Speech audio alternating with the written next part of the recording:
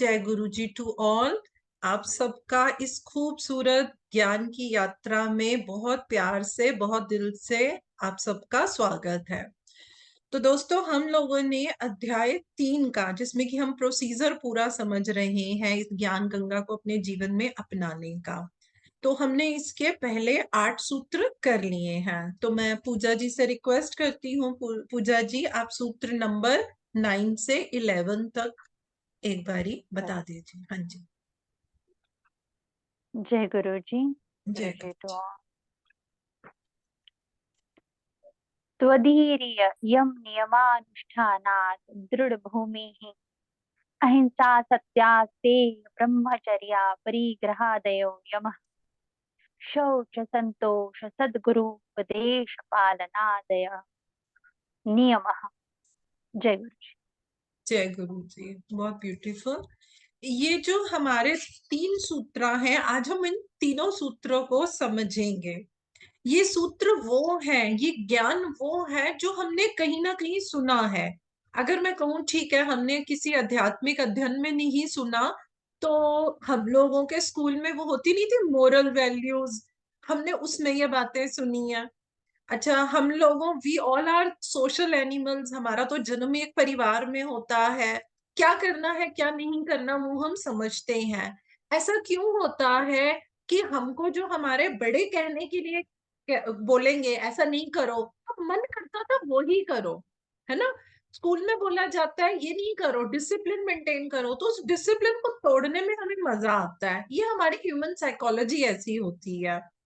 तो आज हम इसको, इस ज्ञान को, अगर मैं ये भी बोलूं ना कि हम उसको सतचित आनंद के लेवल से समझेंगे, तो जब हमें किसी चीज का बेस समझ आ जाता है, हमें उसका वो समझ में आ जाता है कि हाँ, अगर ऐसा करना है तो क्यों करना है, तब पता है क्या होता है।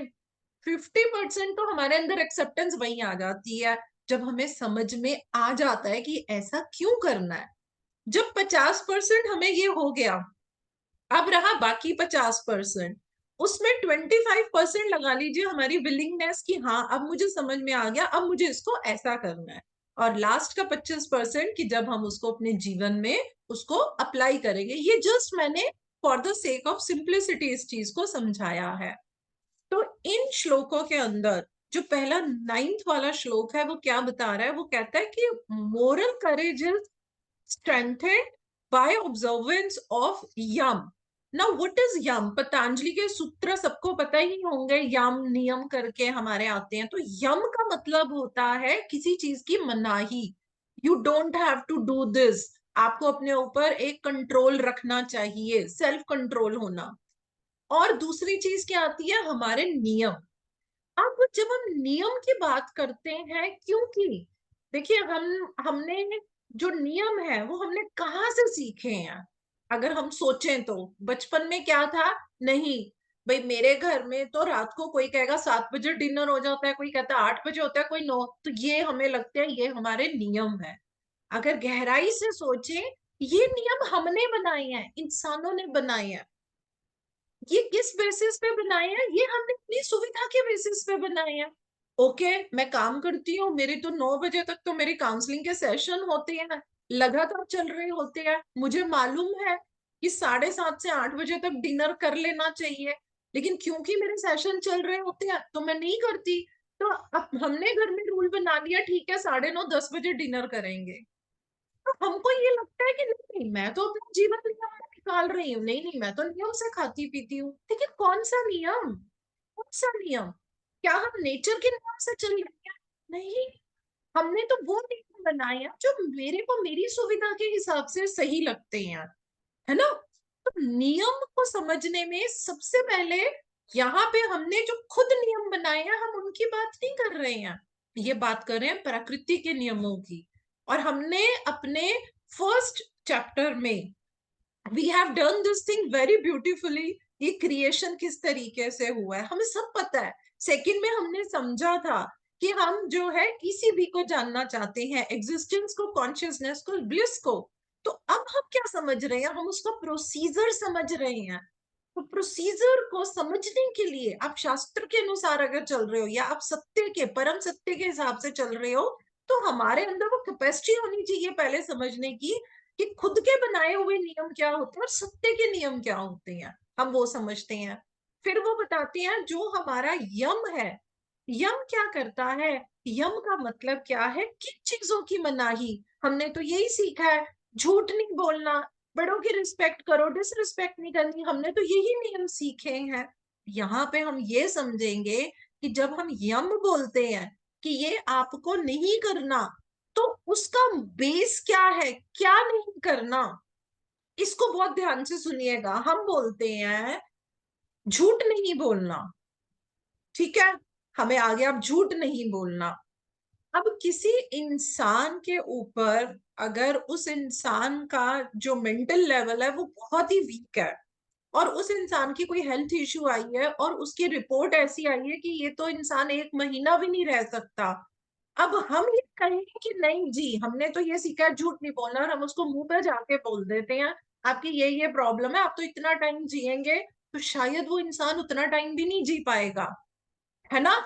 अब हम सोच में पड़ जाते हैं कि यार हमने तो ये सीखा था झूठ नहीं बोलना, लेकिन यहाँ तो झूठ बोलना पड़ रहा है। हमने ये बात भी सुनी हुई है, अगर किसी झूठ बोलने से आप किसी की मदद कर पा रहे हो या किसी को बचा पा रहे हो तो आप झूठ बोल सकते हो, हमने ये स्टेप सुना हुआ है। लेकिन उसकी असलियत, उसका मूल क्या है, उसका मूल ये है कि आप जो कर रहे हैं उससे अगर किसी की इंजरी हो रही है, नुकसान हो रहा है, तो वो आपको नहीं करना। अब वो पेशेंट है, उसकी रिपोर्ट आई है, उसको इलाज तो करना ही है, लेकिन यदि हम उसको एकदम इस तरीके से बता देंगे, तो एज ए साइकोलॉजिस्ट तो ये चीज मैं बहुत कहती हूँ, क्योंकि आजकल मेडिकल लाइन में हम ये कहते हैं कि जो प्रॉब्लम है वो डायरेक्ट उसको बता दो। मैं कहीं और नहीं, मैं अपनी मदर की बात करूंगी। मेरी मदर का जैसे हमने उनके टेस्ट करवाते थे बिल्कुल सही थे, 3 महीने पहले वाले टेस्ट और 3 महीने के बाद में जब हुआ, तो मेरी मदर की दोनों किडनीज फेल थी। मेजर हमारे लिए एक शॉकिंग वो थी, डॉक्टर्स नहीं मान रहे थे कि 3 महीने पहले आपका सब कुछ ठीक आ रहा है और 3 महीने बाद इतना आ रहा है। तो मेरी मदर बहुत स्ट्रांग लेडी थी, बहुत स्ट्रांग थे, लेकिन मेरी मम्मी के ब्रदर को किडनी प्रॉब्लम हुई थी और उनकी यंग एज में डेथ हुई थी, तो मेरी मम्मी के दिमाग में किडनी प्रॉब्लम को लेके बहुत नेगेटिव थे वो। तो जब हमें पता चला तो हमारे लिए भी वो बहुत एक मुश्किल समय था उस चीज को कि एक्सेप्ट करना, और एकदम से इतना ज्यादा ट्रीटमेंट मम्मा का शुरू हो जाना। तो जब हम हॉस्पिटल लेके गए तो वहां पे मैंने सिर्फ डॉक्टर से एक रिक्वेस्ट करी, आप थोड़ा टाइम मुझे दीजिए, कोई भी मेरी मदर को नहीं बताएगा कि उनको क्या प्रॉब्लम है, क्या उनका चल रहा है, मैं धीरे धीरे अपनी मदर को इस चीज के लिए प्रिपेयर करूंगी। मैंने कहा ये मेरी बड़ी एक काइंड रिक्वेस्ट है, तो मैंने हर जगह वो चीज लिखवाई, क्योंकि डॉक्टर्स तो सीधा आके बोल देते थे। तो जब मेरी मदर आईसीयू में थे, उनको बिल्कुल होश नहीं थी, जब उनको धीरे धीरे होश आई, हम उनसे मिले, बात करें, मम्मी पूछे ये मुझे क्या हो रहा है, ये तो वैसे कर रहे हैं, वो डायलिसिस हुआ, ये तो वैसे कर रहे हैं जैसे भाई को। तो मैं थोड़ा उसको चेंज करके अपनी मदर को बताते रहे। इवेंचुअली मेरी मम्मा आईसीयू से बाहर आए, मम्मा रूम में शिफ्ट हो गए, तो चलो उनका सब सही चल रहा था। तो मैंने मम्मी के बिल्कुल मेरे घर के पास ही गंगाराम हॉस्पिटल है, तो मैं जब मम्मी के पास जाती थी तो मैंने धीरे धीरे बड़े प्यार से, अभी मैं वहां तक नहीं पहुंची थी, मैंने अपनी मदर को प्रिपेयर करना शुरू कर दिया था बहुत पॉजिटिव वे के अंदर। और मम्मी उन चीजों को समझ भी रहे थे, मैं उनको पहले ये बताती थी कि मम्मी देखो ये कैसे इलाज शुरू हो गए हैं, अब तो कितना मतलब जो मैं मेरे को पता था उनकी साइकोलॉजी क्या है, तो मैं उनको वैसे करती थी। एक बारी क्या हुआ, जब लंच का टाइम होता था, तो जैसे मेरी सिस्टर आ जाती थी तो मैं घर आती थी, लंच वंच किया वो। उस दौरान के अंदर क्या हुआ कि वहां पे एक राउंड लेट हो गया था, तो जो ड्यूटी के ऊपर डॉक्टर थे वो राउंड के ऊपर आ गए, वो राउंड के ऊपर आए और मैं अपने घर आ चुकी थी। तो उन्होंने मेरी मदर की वो रिपोर्ट देखते ही उन्होंने मम्मा के एकदम ऑन टू ऑन बोलना शुरू कर दिया, और मेरी मम्मी की एकदम तबीयत खराब हो गई कि मेरी सिस्टर ने मुझे कॉल किया कि मम्मी को देखे एकदम क्या हो गया, मैं फटाफट भागी। तो मेरी मम्मी मुझे कहने लगे तूने मुझे बताया ही नहीं, मेरे मेरी तो दोनों किडनीज फेल हो गई है। ये तो अब ये मैं सरवाइव नहीं कर सकती, ये तो मैं कर ही नहीं पाऊंगी, ये तो हो ही नहीं पाएगा। उस समय मेरे को बहुत वो आया। मैंने पूछा आपको किसने बताया है? ये आपको गलत इंफॉर्मेशन किसने दी है? वो बोले नहीं गलत नहीं है, मुझे किस डॉक्टर ने बताया। पहले उसको मिला, फिर तो मेरे को बहुत मतलब वो हुआ, और मैंने काफी उनको बोला कि जब ये चीज मैंने लिखवाई हुई थी, मुझे पता है, मेरी as a psychologist I know कि मेरी मदर का माइंडसेट कैसा है, और आप डॉक्टर हो के आप इतने सेंसिटिव कैसे हो गए? तो वो बोले ओहो मैम, मुझे ये चीज पता नहीं थी। तो वो उनकी गलती है, वहां वो चीज लिखी हुई थी, है ना? तो उन्होंने नहीं माना। अब उन्होंने क्या, उन्होंने झूठ बोला? नहीं, उन्होंने झूठ नहीं बोला। लेकिन वो दिन गया, उसके बाद मेरी मम्मी ट्रीटमेंट को पॉजिटिव नहीं ले सकी। और उससे पहले जब हम अपनी मम्मी को लेके गए थे, मेरी मम्मी बिल्कुल अनकॉन्शियस थी। डॉक्टर्स ने हमें कहा था आप 5% भी उम्मीद मत रखिए। और मैं आईसीयू में जाती थी। मेरी मम्मी आईआईसी, वो जो इंटरनल इंटेंसिव केयर यूनिट होता है, मेरी मदर वहां पे थे। तो मैंने स्पेशल परमिशन ली हुई थी, मैं जाती थी और मैं अपनी मम्मी के कान में कुछ बोलती थी। मेरी मम्मी को कुछ होश नहीं थी। बाद में मेरे डॉक्टर्स ने पूछा, जो आईसीयू के थे, आपने ऐसा क्या बोला था? क्योंकि हमारी तरफ से केस नहीं था, ये कैसे हुआ? तो मैंने कोई जादू थोड़ी ना किया था। मैं सिर्फ अपनी मम्मी को कुछ पॉजिटिव चीजें बोलती थी, और मैं सिर्फ ये बोलती थी, mama you have to come back for papa, पापा के लिए, हमारे लिए आपको जल्दी से जल्दी वापस आना है। तो देखिए उस अवस्था में भी पॉजिटिविटी कितना काम करती है ना? तो झूठ तो मैंने भी नहीं बोला उस समय कुछ, लेकिन मैंने उनको ये चीज बोली। और वो, ये मैं सिर्फ इसलिए समझा रही हूँ क्योंकि हमें बहुत बारी ये समझ में नहीं आता क्या करना है और क्या नहीं करना। हम ये भूल जाते हैं, दूसरे को इंजरी नहीं देनी चाहिए। अब कई बार कोई बंदा कहता है, कोई भी बात हुई, अरे मैं तो बहुत स्ट्रेट फॉरवर्ड हूँ, मैं तो मुंह पे बात पूछता हूँ। वो उस बंदे को सामने खड़ा करके मुंह से पूछेगा। गलत पूछने वाला गलत नहीं है, लेकिन कहीं ना कहीं उसका पूछना सामने वाले को इंजरी दे जाता है। और यदि हम किसी को इंजरी देते हैं, तो कहीं ना कहीं हमारा उसके साथ जो है वो कूपन बन जाता है, जो इतनी गहराई में हम सोचते ही नहीं है। तो वो हमें यहाँ पे ये बता रहे हैं कि आपको किसी भी तरीके से किसी को इंजरी नहीं देनी है, सत्य बोलना है लेकिन इंजरी नहीं देनी है। जैसे किसी की चोरी चकारी नहीं करनी। मैं ये कहती हूँ कभी भी 1 रुपए की भी गड़बड़ नहीं करनी चाहिए।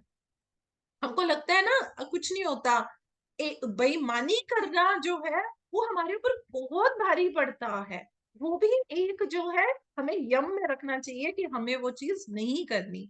अब देखिए, जब हम मोरल करेज की बात करते हैं, मोरल करेज जैसे बोला वीरे, वो उसको हम यूं लेके चलते हैं, ओके सिर्फ सेक्स मत करो। नहीं, मोरल करेज के अंदर बहुत सारी चीजें आएंगी। हमें बड़ी सारी चीजें हैं जो हमें नहीं करनी। हमें बेईमानी नहीं करनी है, हमें किसी भी तरीके की अननेचुरल लिविंग नहीं करनी है, अननेसेसरी चीजों का पोजेशन नहीं करना है। ये हमारे यम है, हमें नहीं करना। और नियम हम क्या करेंगे? जो रिलीजियस ऑब्जर्वेशन है, रिलीजियस ऑब्जर्वेशन का मतलब रीति रिवाज नहीं है। रिलीजियस ऑब्जर्वेशन का मतलब कि जब हम क्या कर रहे हैं, हम किसी को दुख नहीं पहुंचा रहे हैं, हम सही हैं, हमारी बॉडी और माइंड के अंदर प्योरिटी है। देखिए, भगवत गीता में जब हम लोग भगवत गीता का स्वाध्याय किए थे, तो भगवत गीता आप सबने पढ़ी होगी अगर, तो आपने देखा होगा वो क्या बोलते हैं, अपने शरीर को साफ रखिए। हमने क्या सीखा है? सुबह उठते ही ब्रश करना, मुंह धो लेना, उसके बाद नहाना, अच्छे कपड़े पहनना। अरे आज मेरे बाल बड़े चिपचिपे लग रहे हैं, हेयर वॉश कर लिया, बालों में तेल लगाते हैं, कंघी करते हैं, अपने आप को साफ सुथरा रखते हैं। ठीक है, ये प्योरिटी, ये स्वच्छता भी जरूरी है। लेकिन व्हाट अबाउट हमारी इंटरनल प्योरिटी? अंदर की स्वच्छता कहाँ है? ऊपर से अगर हम बैठ के राम राम भी बोलते हैं, मतलब सारा दिन हम बहुत अच्छा वो लेते हैं, अच्छी किताबें पढ़ते हैं, लेकिन सोचते बुरा है, करते बुरा है, धोखाधड़ी में पड़े रहते हैं, बेईमानी में पड़े रहते हैं, वो 20 साल पुरानी बातों को पकड़ के रहते हैं, उसने मुझे ऐसा कहा था, उसने, मैं तो कभी उसके मरे में नहीं जाऊं है। ये स्वच्छता कहाँ है? और ये वाली स्वच्छता ना रखना ही सबसे बड़ा कारण होता है, जो ना सिर्फ हमारी स्पिरिचुअल ग्रोथ को रोकता है, वो हमारे अंदर हमारे भाव ऐसे ले आता है, और जब भाव वैसे आएंगे तो हमारी बॉडी भी वैसी बन जाती है। इसको हम बोलते हैं ये फॉरेन मैटर है। फॉरेन का मतलब बाहर से आया हुआ विचार। वो कहां से आया? बाहर से। नफरत निकल अंदर से रही है, लेकिन क्यों आई? मुझे उसकी बात बुरी लगी। अगर वो बात नहीं होती तो मुझे गुस्सा नहीं आता, तो फिर मैं कौन हूं? मैं तो रिमोट हूं। किसका? बाहर वालों का। उन्होंने वो बात बोल दी तो मुझे गुस्सा आ गया। क्या मेरा खुद पे कोई कंट्रोल है? क्या मेरा भावों पे कंट्रोल है? क्या मैं अपनी स्वच्छता को बना पा रही हूँ? नहीं। हम नहा के बाहर जा रहे हैं, बारिश है तो हम अम्ब्रेला लेके जाते हैं। क्यों? क्यों? पानी पानी से नहा के पानी से बचने के लिए अम्ब्रेला लेकर जाते हैं। क्यों? सोच के देखो। किस बात का डर होता है? अरे मैं ऑफिस जा रही हूँ, साड़ी पहनी हुई है, बाल बनाए हुए, मैं गीली होके क्या ऑफिस में बैठूंगी? इतनी ये क्या क्वेश्चन पूछ रही हैं ये? इतनी समझ तो हम सबको है, क्या मैं गीली बैठ के वहां बैठूंगी? तब तो हम ध्यान रखते हैं। लेकिन जब हमारे अंदर वो भाव आ जाते हैं, तो हम वो छतरी क्यों नहीं लगाते अपने अंदर? अपनी सोच के ऊपर वो छतरी क्यों नहीं लगा पाते? अपने भावों पे वो छतरी क्यों नहीं लगा पाते? यदि किसी ने कुछ कह दिया, यदि सिचुएशन ऐसी हो गई, तब हम क्यों नहीं संभाव में रह पाते? क्या हो जाता है? क्यों? क्योंकि वो तो हमने सीखा ही नहीं ना। ये नियम थोड़ी ना होता है। नियम तो ये है, सर्दी में जा रहे हैं अम्ब्रेला ले जाओ। वो आज तक किसी ने सिखाया ही नहीं कि आपके अंदर जब नेगेटिव विचारों की बारिश हो रही है तो आपको अपनी सेल्फ कंट्रोल की छतरी लगानी है। वो तो हमने सीखा ही नहीं है। अगर हम सोच के देखें, कहने को ये हमारी बॉडी है, चलो 5 फुट 6 इंच के हम हैं, अच्छे से अच्छे कपड़े पहन के जाएंगे, घर में हम कुछ भी पहने, लेकिन जब हम बाहर जाते हैं, ऐसा तो नहीं है ना। मैं भी अगर जाती हूँ तो मैं उसी हिसाब से हम सब कपड़े पहन के जाते हैं ना। हम कितना ध्यान रखते हैं। लेकिन हम इस पे आउटर लेयर पे बस इसी पे ध्यान दे रहे हैं। आज हम कितना पैसा लगा देते हैं, मुझे ये साड़ी, ये सूट, ये कपड़ा पसंद आ गया, मुझे ये करने के लिए, लेकिन हम अपने इनर अपलिफ्टमेंट के लिए क्या करते हैं? ये ये छतरी जिसने आज समझ ली ना, तो आप इसको जब इस्तेमाल करने लग जाएंगे, I know, I am not taking your psychology का मैं क्लास नहीं ले रही हूँ, but this is very important to understand कि हम कौन सी छतरी इस्तेमाल करते हैं। बारिश से बचने के लिए भी छतरी चाहिए, लेकिन ये जो हमारे ऊपर नेगेटिविटी की बारिश होती है, यहाँ भी तो यम और नियम इस्तेमाल करना है। इन चीजों को असर नहीं करने देना है। मैं किसी का रिमोट नहीं हूँ।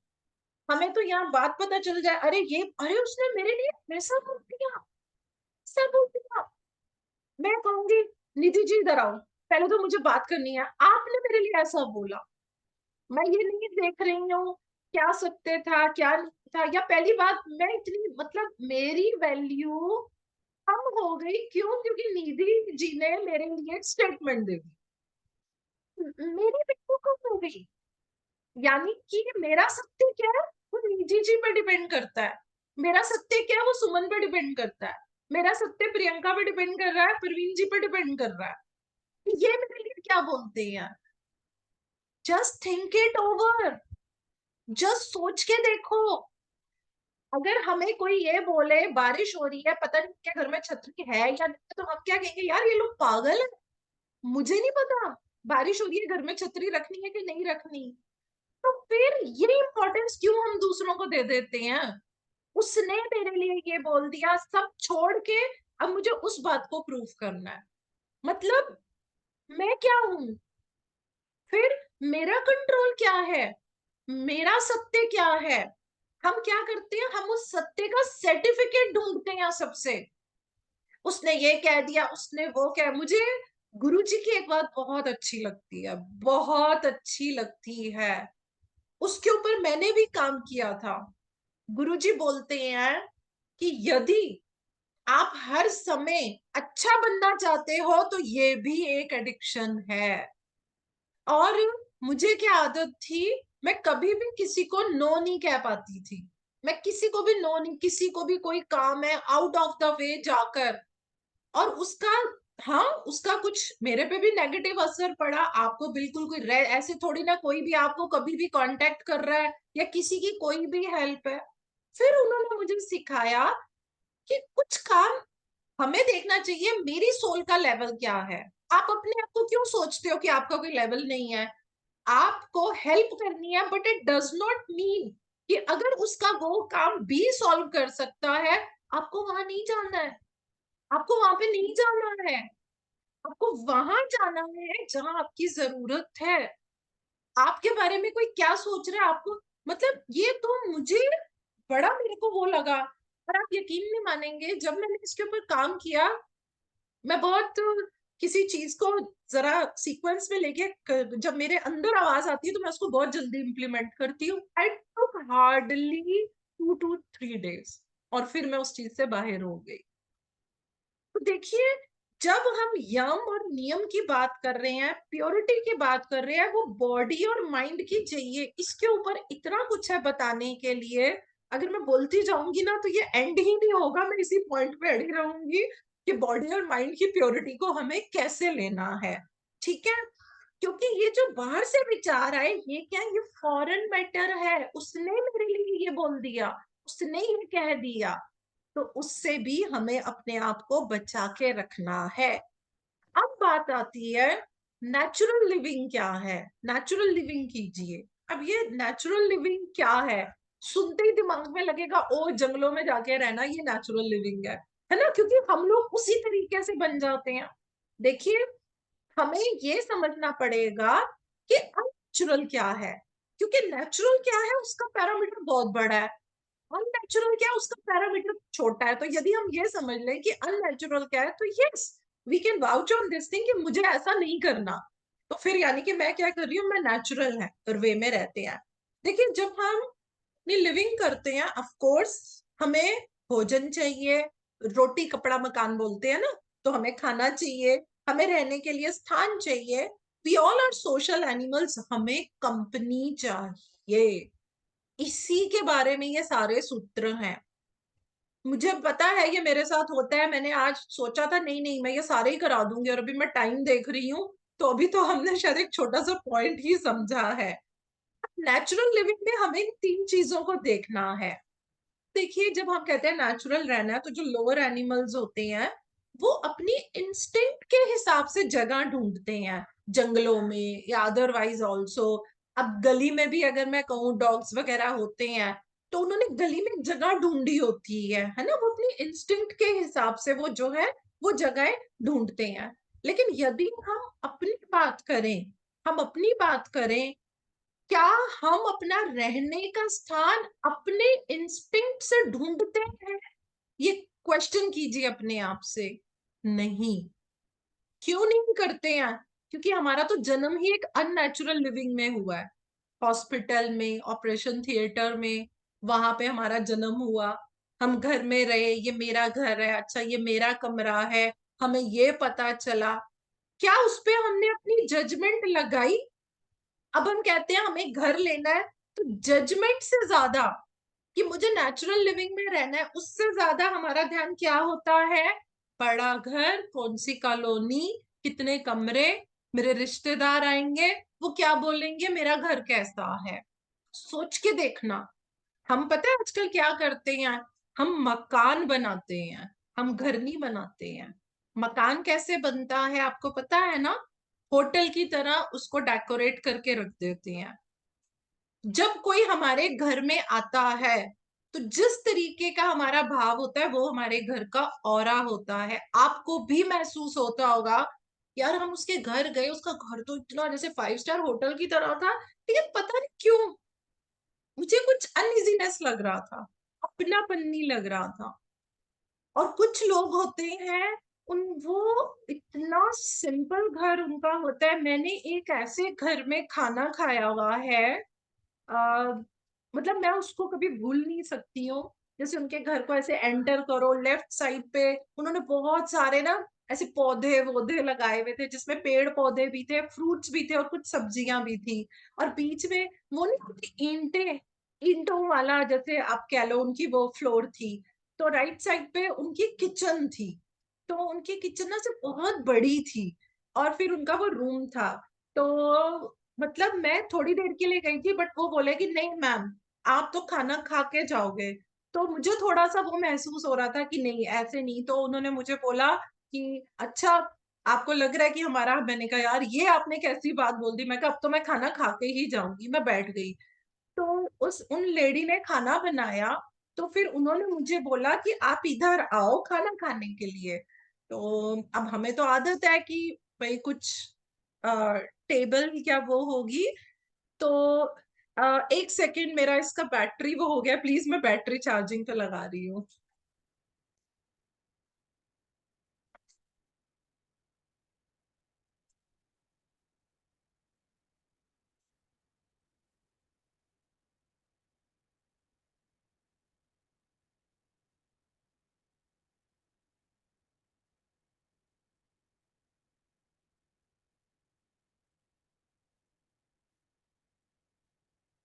हाँ जी, सॉरी।